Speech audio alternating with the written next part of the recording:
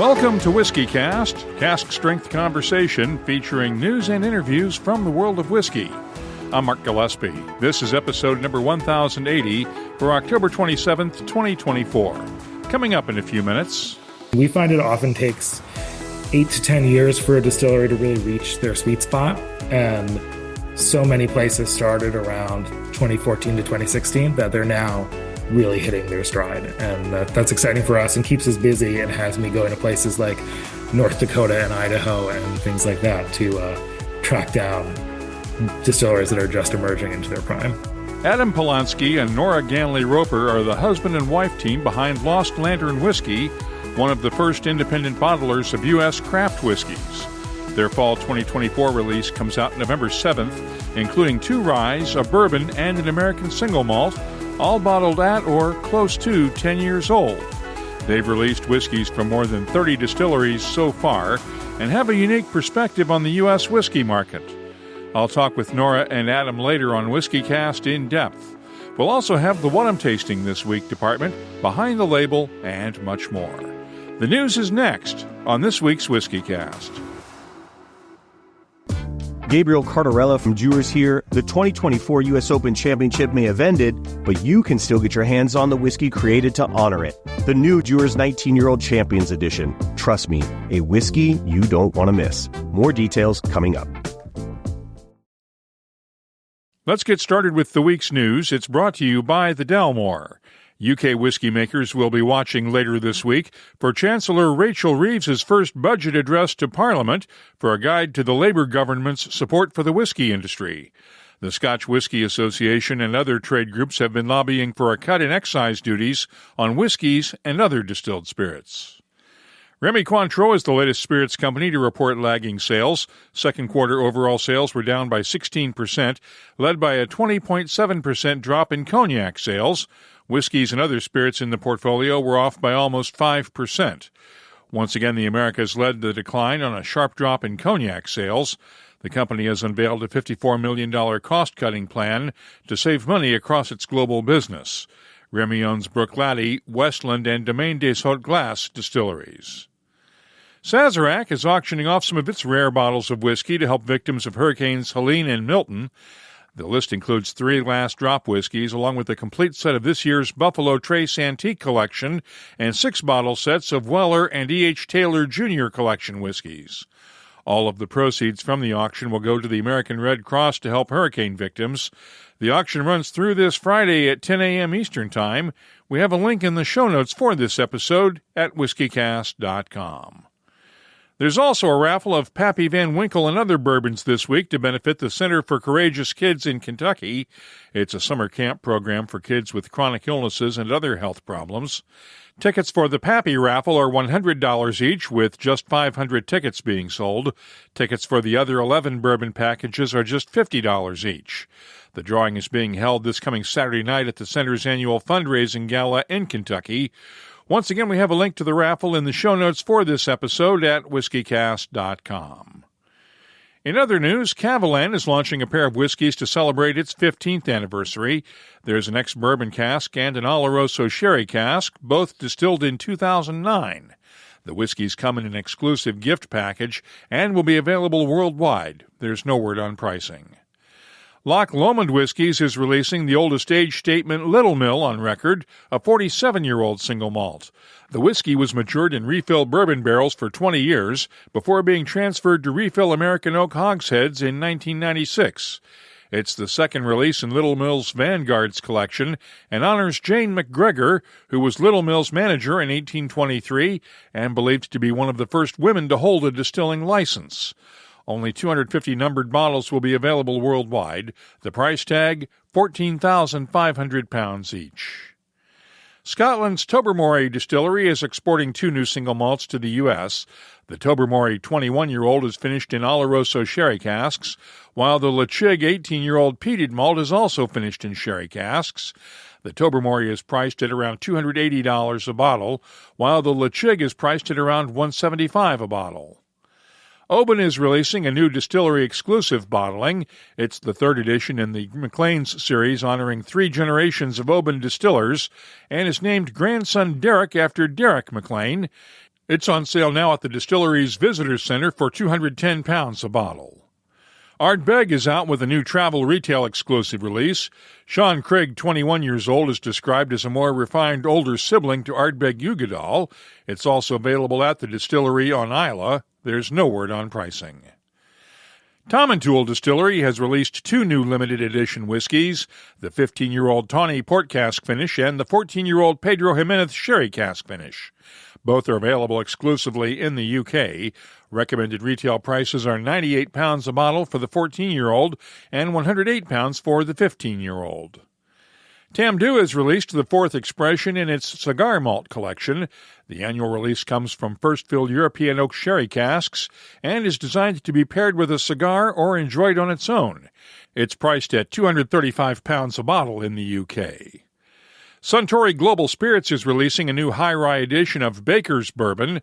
This edition has twice the rye of the standard Baker's expression and is 7 years old. Baker's High Rye Bourbon is available nationwide for $74.99 a bottle. Woodford Reserve has unveiled this year's holiday bottling. The 1-liter bottle retails for $52.99 in the U.S. and is available worldwide. Barrel Craft Spirits has released two new Gray Label whiskeys. The Gray Label Bourbon blends bourbons from Tennessee, Kentucky, Indiana, and Wyoming that have been matured for 13 to 19 years. It's available in stores now for $159 a bottle. The Gray Label Seagrass blends two groups of 19-year-old Canadian rye barrels finished in a combination of Martinique rum, Madeira, and apricot brandy barrels. It'll be available in the coming weeks for $199 a bottle. Denver's Laws Whiskey House has released its newest bourbon in partnership with the University of Colorado's athletic department. Black and Gold Straight Bourbon was blended by 5 barrels selected by the Laws team and Colorado Athletic Director Rick George. Part of the proceeds will go to the 5430 Alliance, which supports Colorado student athletes. It's available at the Laws Whiskey House Tasting Room in Denver, online at the Laws website, and at select retailers in Colorado for $129.99 a bottle. Arizona's Whiskey Del Bach has released its fall 2024 Distiller's Cut American Single Malt. It's a blend of unsmoked single malt finished in a Pinot Noir barrel and mesquite smoked single malt finished in Brazilian Amburana wood. There's no word on pricing. And Kentucky's Log Still Distillery has released a new Monk's Road Rye whiskey. It comes from rye grown on the distillery's own farmland and will be available in Kentucky and 9 other states starting this month for $46.99 a bottle. Finally, Johnny Walker's Princes Street Visitor Center in downtown Edinburgh, Scotland, has reached a milestone, 1 million visitors in just 3 years. Guests from Australia to Zimbabwe have visited the venue since it opened in September of 2021, and the Princes Street bartenders have served almost 700,000 highballs and cocktails during that time. You can keep up with the latest whiskey news all week long at whiskeycast.com and in the WhiskyCast community app. The news is brought to you by the Dalmore. Hello, Richard Patterson here, Master Distiller, Master Blender for the Dalmore. You know, whenever the team and I are in the world sharing our exceptional single malt, we like to keep in touch with Mark Gillespie and the latest news from WhiskyCast.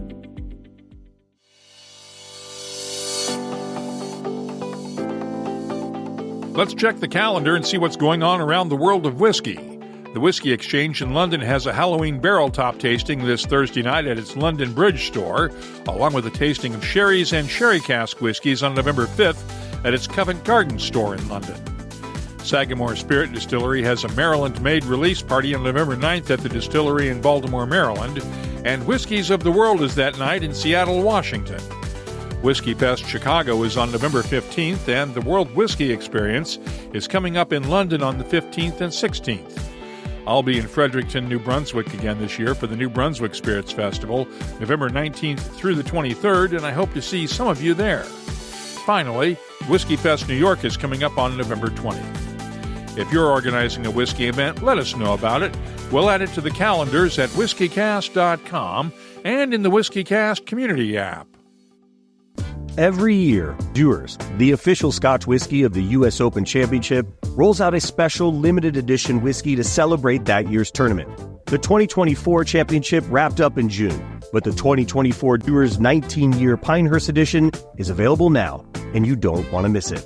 This year's 19-year whiskey is double-aged, then extra matured in rye casks, offering a rich profile with notes of pear and heather honey. There's a hint of spice in there too, along with a dusting of cinnamon and cocoa powder. It's a sensory delight for any true whiskey or golf fan. So trust me, my fellow aficionados, grab a bottle and enjoy a whiskey crafted with the same skill and precision that makes the U.S. Open legendary. Please drink responsibly. Copyright 2024. Dewar's Blended Scotch Whiskey, 46% alcohol by volume. Imported by John Dewar & Sons, Coral Gables, Florida. WhiskyCast In-Depth is brought to you by Oban and the Classic Malts lineup. Independent bottlers are commonplace in Scotland, but have only recently started to catch on in the U.S.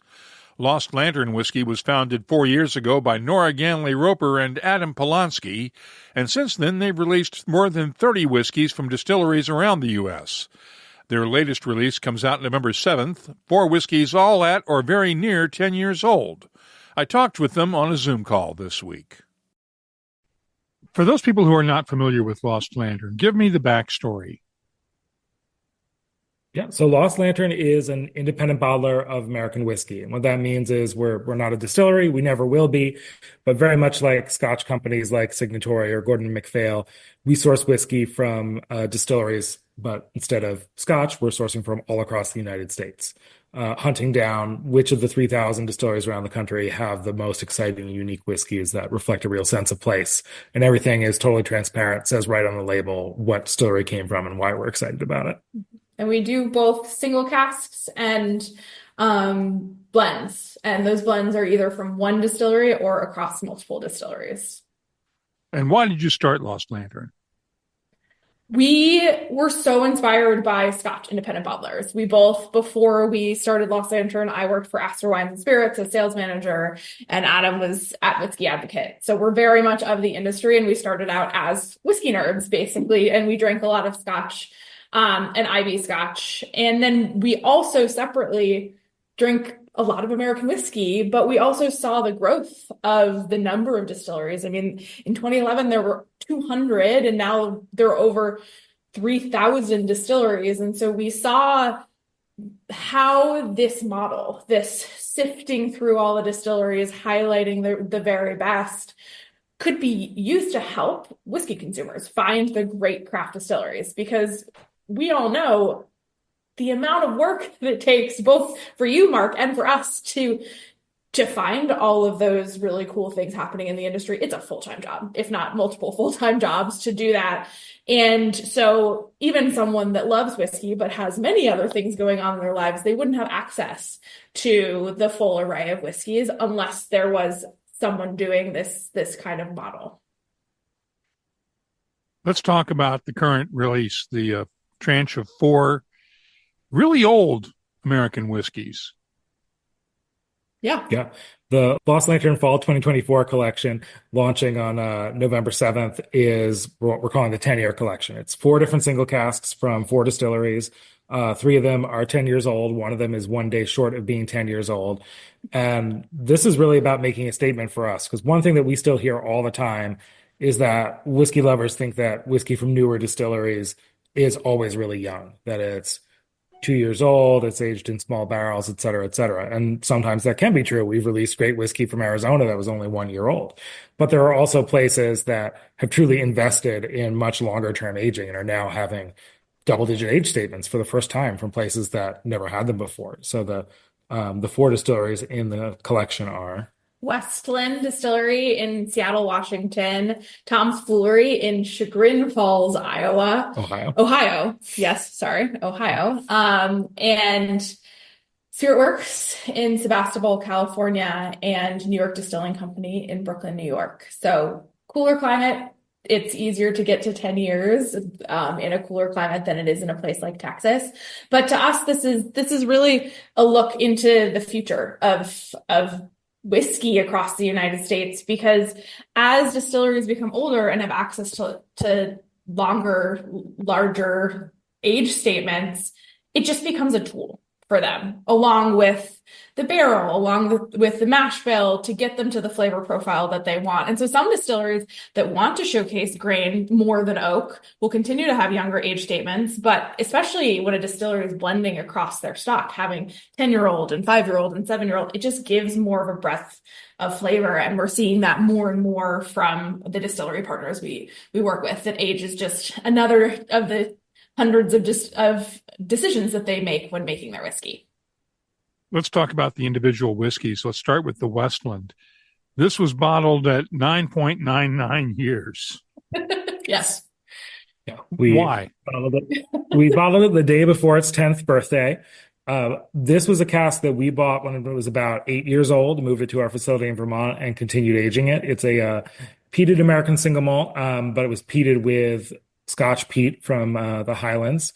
It's a mash bill that Westland used to use and no longer does. They've now switched over entirely to Washington peat.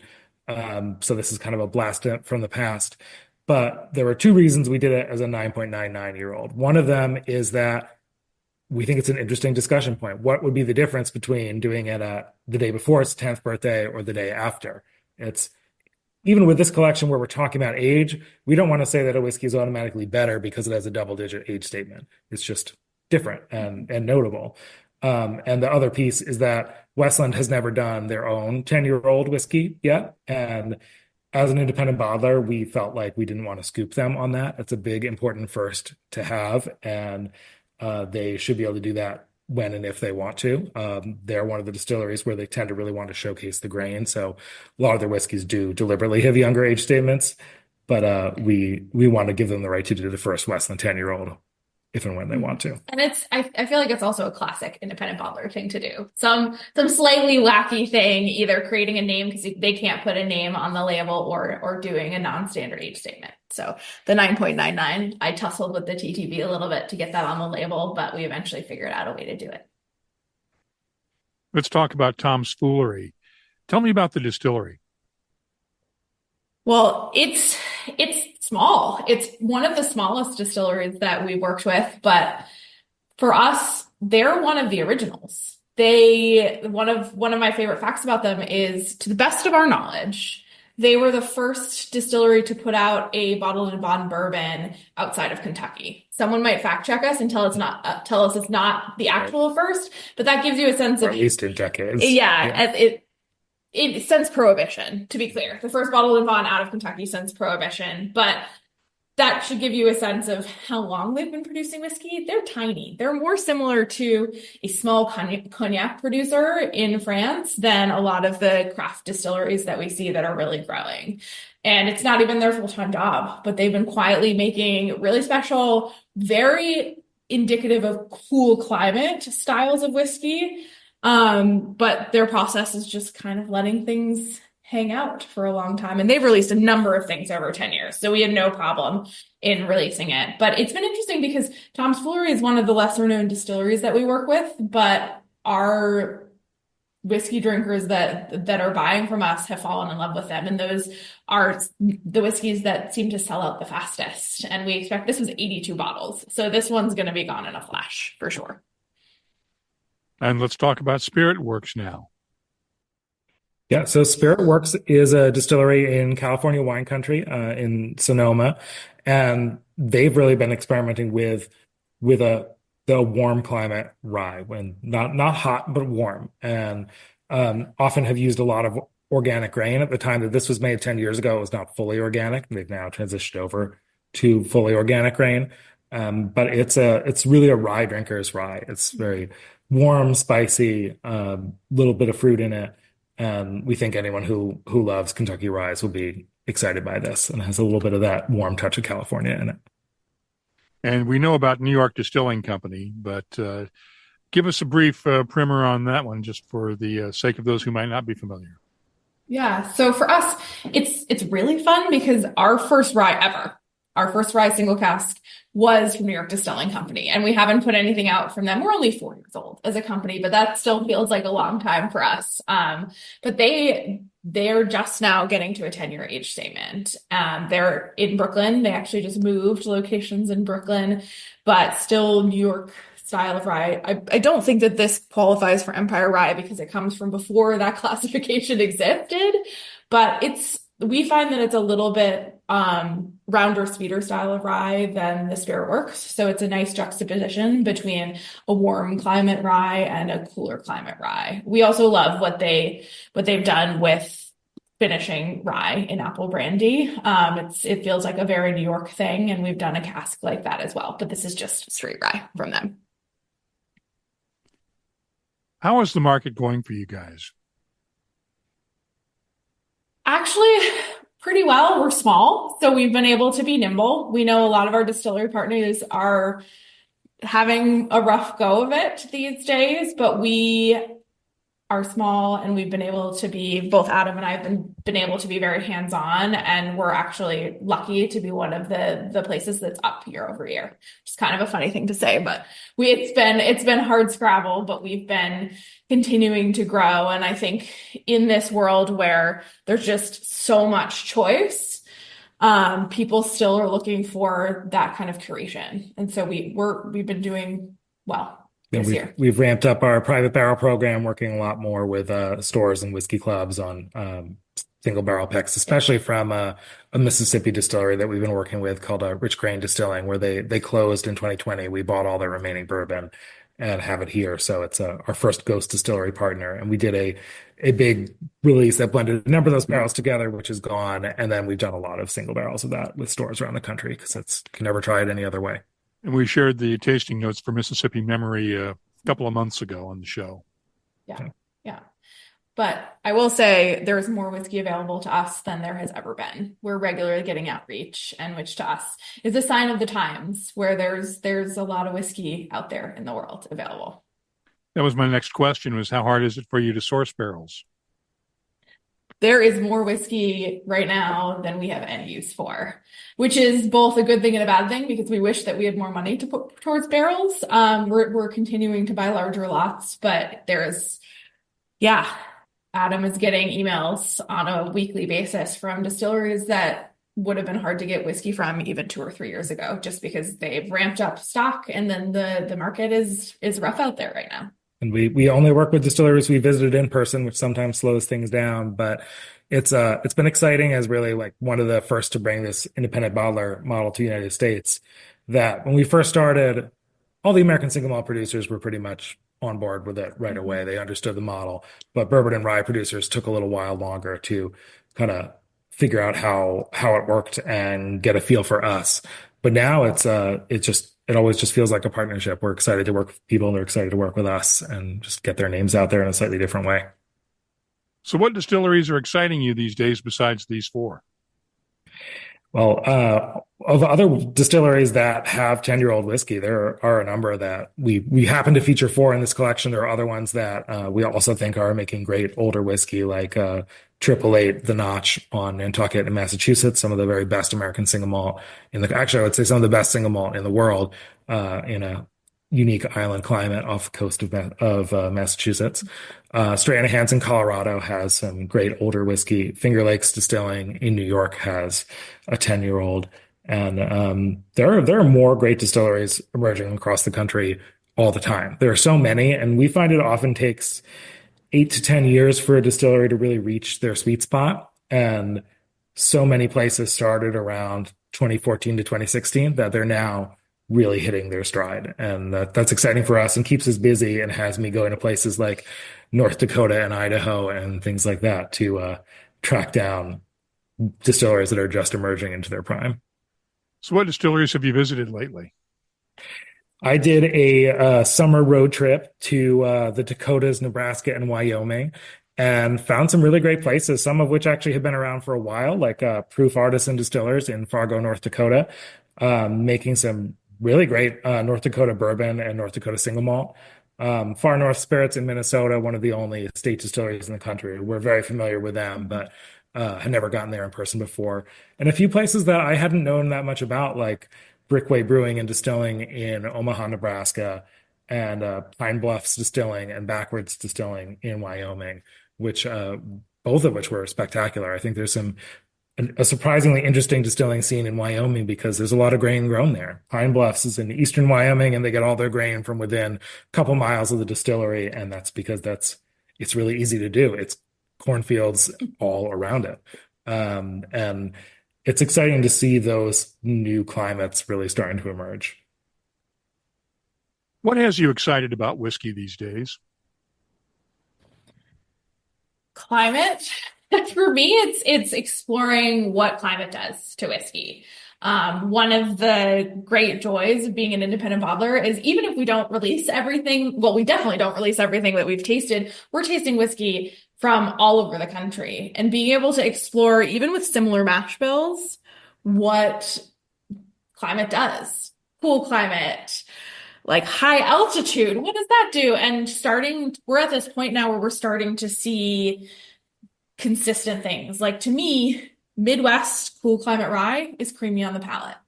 We've only figured that out after tasting hundreds of ryes that are from cool areas of the country. I feel like we're just getting to a point now, both from a quality level and consistency level, distillery to distillery, where we're starting to see those earmarkers of climate. I don't think we're at a point where there's regionality, but it's exciting to see some specific markers starting to emerge in the whiskey we taste. I'm also really excited, and this is maybe showing our hand for the future a little bit, that a lot of distilleries have started to explore new types of whiskey finishes that are not directly imported from other parts of the world. Like I love sherry finishes. I love Madeira and port finishes, but that's a tradition that is fundamentally rooted in Scotch and Scotch's history and its relationships with Spain and other parts of the world. But now American distilleries are exploring things that are rooted right near where they are, like Nora mentioned, with New York distilleries using apple brandy casks because you grow a ton of apples in New York and some of that gets distilled into brandy. And we've seen some great single malts that were finished in tequila or mezcal casks from places like Texas or the Southwest. And I love seeing those things start to emerge as experiments and eventually start to become what we hope will be traditions that maybe down the road, just like almost every Scotch distillery will play with sherry at some point, almost any cool climate distillery will play with an apple brandy finish at some point. And we hope that day is coming relatively soon. Are we at the point now of peak craft distilling? It's a really interesting question because I think there's both, it's yes and no. I think that right now it's hard to know what the market is going to do. It could be the peak. It really could be if things continue being difficult for craft distilleries, if DTC doesn't become a thing, if there are enough headwinds that it could be from a number of distilleries perspective, 3,000 might be it. I think from a whiskey perspective, definitely not. I think that there are distilleries that are just starting to come into their prime, the vast majority of them. The first wave that have been around for 10, 15, 20 years have been at it a while, but we're just starting to see a breadth of innovation across the entire country and seeing, to Adam's point, what finishes do in different climates, what you can really do to stretch bourbon in those cold climates at high altitude, all of that. So I think while peak from a number of distillers' perspective might have been reached, I think that the quality of the whiskey will only go up, and so we'll see demand continue to stay strong, in my opinion. So it's a yes and no. It's a it's a kind of maybe answer for you that I have. I think that about does it. Anything else you can add I didn't ask about? Well, our 10-year collection comes out November 7th. So soon, and we're really excited to get these whiskeys out in the world. If anyone wants to know more about it, you can sign up for our newsletter on lostlanternwhiskey.com and get a sense of our other future releases too. We tend to come out with a collection quarterly. Mm-hmm. And I'll throw in to touch back on the theme of the collection that while we think that as you noted, it's pretty unusual to see whiskeys with these kind of age statements from non-traditional states right now. We hope that in 5 or 10 years, that is not the case, that putting out 10-year-old whiskeys from states that we've never seen before will be maybe not routine yet, but at least no more uncommon than it is in Kentucky, where you see 10-year-old whiskey all the time. It just might be a little more expensive. Once again, you can find out more about Lost Lantern's whiskeys at lostlanternwhiskey.com, and the link is in our show notes for this episode at whiskycast.com. Thanks to Adam Polonski and Nora Ganley-Roper for spending some time with us this week on WhiskyCast In-Depth. It's brought to you by Oban, a deliciously smooth single malt, known for its coastal charm and highland heritage, loved by whiskey lovers worldwide. Discover Oban's full lineup at malts.com. Let's start off the What I'm Tasting This Week department with one of the Lost Lantern Sip the Midwest bottlings from this past summer. It's a bourbon from Watershed Distillery in Ohio and was distilled in 2021. It's bottled at 59.2% ABV, and the nose has touches of caramel, cherry pipe tobacco, cinnamon apples, vanilla, and dried fruits. The taste has a dry, astringent mouthfeel. It's peppery with chili powder and cinnamon spices balanced by cherries, red apples, vanilla, and oak tannins. The finish is long and dry with lingering cinnamon and chili powder notes and just a touch of oak. I'm scoring the Lost Lantern Watershed Distillery Single Cask No. 2 a 91. Oregon's Westward Whiskey is celebrating its 20th anniversary this year with the second release of Milestone, a Solera matured single malt. It's bottled at 48.5% ABV, and the nose has touches of plums, figs, sultanas, and dry spices. The taste has a spicy and thick mouthfeel with sultanas, plums, figs, and baking spices, while the finish is long, cloying, and sweet. I'm scoring Westward Whiskey's second release of Milestone American Single Malt an 89. Benromic Distillery has released the latest edition in its Contrasts range, an unpeated single malt that invites drinkers to compare it to their lightly peated core range. All right. We'll start with the core Benromic 10-year-old, bottled at 43% ABV. The nose has touches of dried fruits, a gentle smokiness, shortbread cookies, and baked apples. The taste has an oily mouthfeel with a nice balance of spice and gentle peatiness, along with dried fruits, red apples, and ginger. The finish is long and peppery with a kiss of smoke, and I'm scoring the Benromic 10-year-old a 92. Now, the Contrasts unpeated single malt is bottled at 46% ABV. It was matured for 9 years in a mix of ex-sherry and bourbon casks. The nose is sweet with vanilla pods, hints of lime and ginger, dried flowers, and a slightly herbal character. The taste has notes of pineapple, red apples, raisins, and fresh berries, with hints of oak and garden herbs in the background. The finish is nice and long with menthol and white pepper notes. It's easy to tell the differences between the two, and I'm scoring the Benromic Contrasts unpeated Speyside single malt a 93. I'll be adding these whiskeys to our searchable list of nearly 3,800 different whiskeys from around the world. Check it out this week at whiskycast.com. Let's open up the inbox now and see what people are talking about this week. Our community segment is presented by Waterford Whiskey. Dave Kuhn posted a question in the WhiskyCast community app this week. Mark, maybe you can help me understand something. A friend suggested Cedar Ridge American Single Malt. Interesting, want to try it. But they also call it vatted malt on the label. In Scotch terms, vatted is a blend of different malts from different distilleries, correct? I understand distilleries will vat different in-house spirit to marry it, but it is still single malt. So which is it? The Cedar Ridge site makes it sound like they're just vatting different cask finishes. It makes me think maybe they are misusing what is the customary lexicon, on the label at least. Maybe I have it wrong. Appreciate it. Well, Dave, you're correct in that vatted malt in Scotland refers to a whiskey containing malt whiskies from multiple distilleries. The term was retired officially in 2009 in favor of the term blended malt. What Cedar Ridge is doing is, as you said, vatting together different cask finishes to create the final whiskey.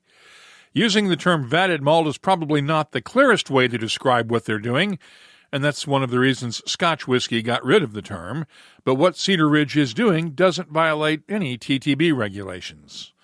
Dave, I hope that answers your question, and if there's something you have a question about, download the free WhiskyCast community app from your app store and join the conversation. You can also find us on X, Threads, Facebook, and Instagram at WhiskyCast, and our email address is comments@whiskycast.com. Our community segment is presented by Waterford Whiskey, on the web at waterfordwhiskey.com.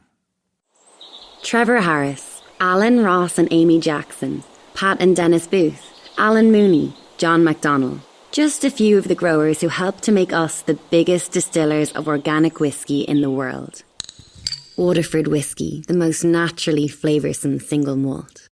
Let's close out the show now with Behind the Label, our look at the history, science, and people who make whiskey unique. Dave's question about the use of the term vatted malt brings up the need to return back to basics every once in a while. There are 5 different designations that Scotch whiskies can fit into. Single malts are, of course, made from 100% malted barley on a pot still at a single distillery. Blended malts, as I mentioned earlier, are made up of malt whiskies from multiple distilleries. Blended Scotch whiskies, the most popular, are made up of grains and malt whiskies from multiple distilleries. Blended grain whiskies are made of grain whiskey from multiple distilleries. And single grain whiskies are grain whiskies from a single distillery, though this term is becoming more confusing as the Scotch whisky world expands. For instance, the term grain whiskey covers malt whiskies distilled on a column still, even though everything else about them would scream single malt. Also, any whiskey made from grains other than 100% malted barley at a single distillery has to be labeled a single grain, even when there are multiple grains in the recipe. The rules were changed in the Scotch Whisky Act of 2009. We covered it back then, and the goal was to eliminate confusion among consumers. It led to Compass Box's John Glazer deciding to thumb his nose at the new regulations. They took effect on November 22, 2011. On November 21st, John released The Last Vatted Malt, blending a 35-year-old Speyside whiskey and a 26-year-old Islay whiskey. It's still available through the Whiskey Exchange at £1,500 a bottle, but it is a collector's item. If you have something you'd like us to look at on an upcoming episode, just get in touch with us.